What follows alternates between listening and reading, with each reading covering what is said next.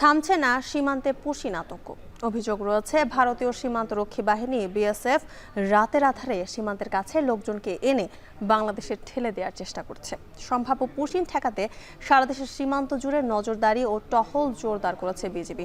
বিস্তারিত জানাতে আমাদের সাথে যুক্ত হচ্ছেন ঠাকুরগাঁও থেকে নাহিদ রেজা, চুয়াডাঙ্গা থেকে অনিক চক্রবর্তী এবং পঞ্চগড় থেকে লুৎফর রহমান। আমরা প্রথমেই যাচ্ছি ঠাকুরগাঁওয়ে নাহিদ রেজার কাছে।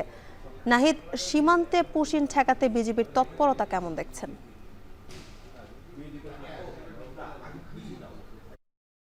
জ্যোতিকা, বিজিবি তৎপরতার কথা যদি বলি, বিজিবি সীমান্তগুলো যে রয়েছে ঠাকুরগাঁয়ের প্রতিটি সীমান্তে কঠোর অবস্থানে তারা রয়েছে। আমি ঠাকুরগাঁও 50 বিজিবির যে অধিনায়ক রয়েছে তার সঙ্গে কথা বলেছি, তিনি যে বিষয়টি বলছেন 106.4 কিলোমিটার জুড়ে ঠাকুরগাঁও যে সীমান্ত এরিয়া রয়েছে বিজিবি 50 বিজিবির আওতাধীন।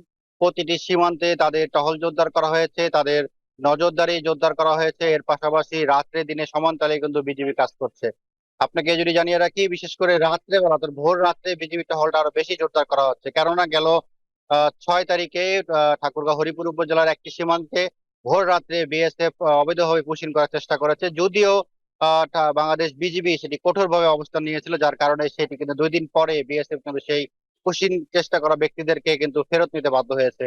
আপনাকে আরেকটু জানিয়ে রাখি, আমি ঠাকুরগাঁও জেলার যেসব সীমান্তগুলো রয়েছে এর মধ্যে বালিয়াডাঙ্গি উপজেলা, হরিপুর, পীরগঞ্জ, রানীশঙ্কল এই 4টি উপজেলায় যেহেতু সীমান্ত এলাকা, একেবারে সীমান্তের সঙ্গে ঘেঁষা এলাকা, সেক্ষেত্রে এসব সীমান্ত এলাকায় কিন্তু পুশিং এর যে একটি আতঙ্ক সেটি কিন্তু স্থানীয়দের মাঝে আমরা লক্ষ্য করেছি। কেননা দেশের বিভিন্ন সীমান্তে যেহেতু বিএসএফ এর পক্ষ থেকে পুশিং করার চেষ্টা করা হচ্ছে, সেই বিষয়গুলো নিয়েই কিন্তু অনেকটা আতঙ্ক রয়েছে স্থানীয়দের মাঝে, যার কারণে আমরা লক্ষ্য করেছি বিজিবির পাশাপাশি যেসব স্থানীয়রা রয়েছে অর্থাৎ সীমান্তবাসী যেসব মানুষরা রয়েছেন তারা কিন্তু বিজিবির পাশাপাশি বিজিবির সাথে সীমান্তে কিন্তু রাতে দিনে সমানতালে কিন্তু তারা কিন্তু এক কথায় আমরা বলতে পারি সীমান্তকে তারা পাহারা দিচ্ছেন বিজিবির সাথে।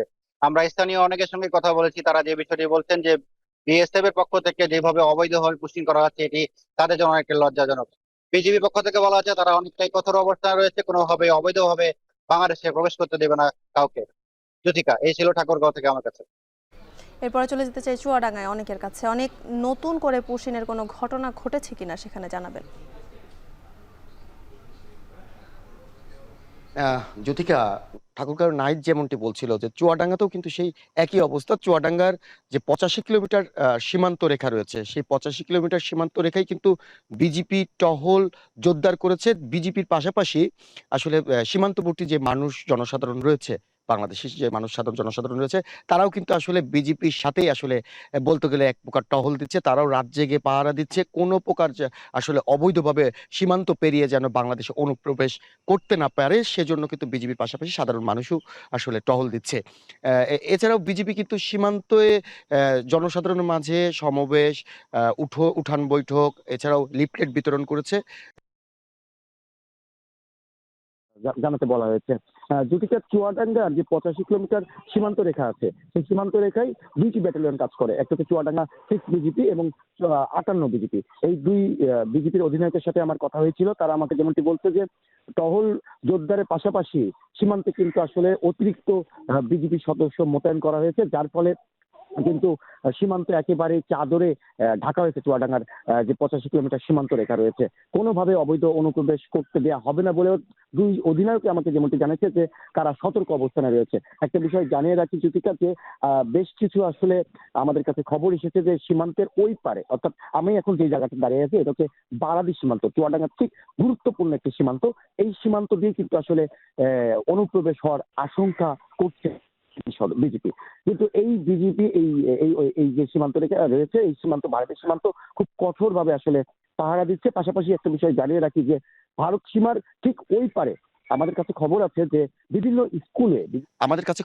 যে বিভিন্ন স্কুলে বিভিন্ন মাধ্যমিক স্কুলগুলো যেগুলো রয়েছে ভারত সীমারেখার ভিতরে, সেখানে কিন্তু আসলে বিভিন্ন এলাকা থেকে মানুষজন জড়ো করে ভারতের সীমান্তরক্ষী বাহিনী বিএসএফ সদস্যরা এনে রেখেছে, এবং তারা কিন্তু যে কোনো সময় রাতের আধারে আসলে এই সীমান্ত পেরিয়ে বাংলাদেশে অনুপ্রবেশ করবে। তবে বিজিবির কড়া বার্তা, কোনোভাবেই আসলে এই অনুপ্রবেশ করতে দেওয়া হবে না। তারা সতর্ক অবস্থানে রয়েছে। চুয়াডাঙ্গা 6 বিজিবি এবং এই যে সীমান্ত রেখা রয়েছে সেই সীমান্ত রেখায় তারা পাহারা দিচ্ছে। তো আমার কাছে চুয়াডাঙ্গা থেকে সীমান্ত অনুপ্রবেশ নিয়ে সবশেষ এই পরিস্থিতি ছিল। জ্যোতিকা, এবার চলে যেতে চাই পঞ্চগড়ে লুৎফর রহমানের কাছে। লুৎফর, আমরা ঠাকুরগাঁও এবং চুয়াডাঙ্গার খবর শুনছিলাম, পঞ্চগড় সীমান্তে সাধারণ মানুষের কি প্রতিক্রিয়া দেখছেন?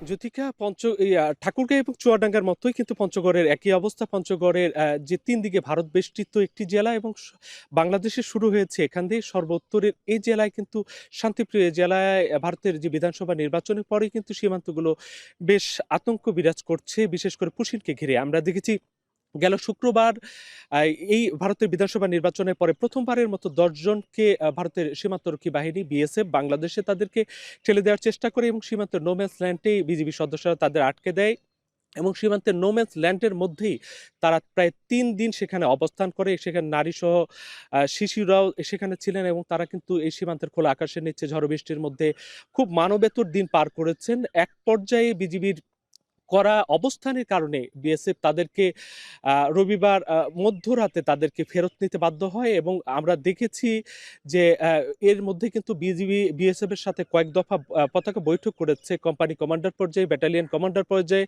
এবং তারা বারবারই যে বার্তাটি দেওয়ার চেষ্টা করেছে যে কোনোভাবেই অবৈধ অনুপ্রবেশ এবং পুশিন তারা মেনে নেবেন না এবং তারা বারবারই বলার চেষ্টা করেছেন যদি তারা বাংলাদেশের নাগরিক হয়েই থাকেন তবে তাদেরকে যেন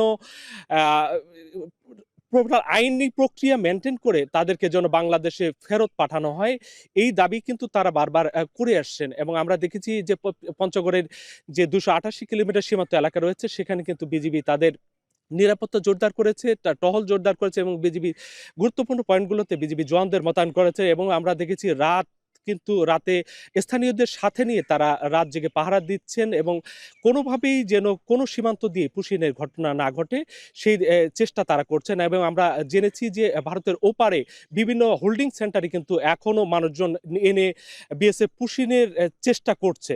তো জ্যোতিকা, এই ছিল আমার কাছে পঞ্চগড় থেকে সীমান্তের সার্বিক চিত্র। সীমান্তে ছড়িয়ে আছে পুশিন আতঙ্ক, সে খবর জানাতে যুক্ত ছিলেন সহকর্মীরা।